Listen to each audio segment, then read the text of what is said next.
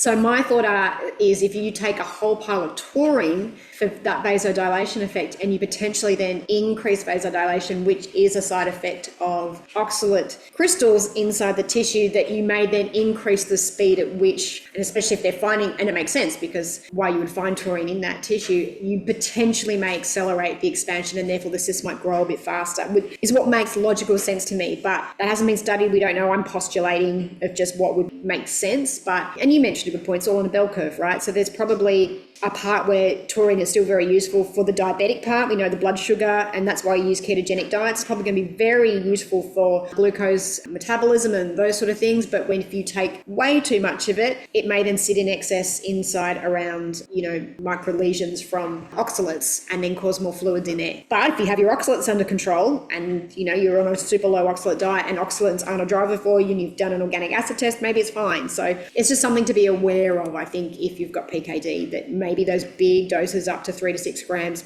might not be the thing for you. You might go on the lower end of it and, work that way and be, vigilant on making sure that you're not doing excessive oxalates in your diet, maybe.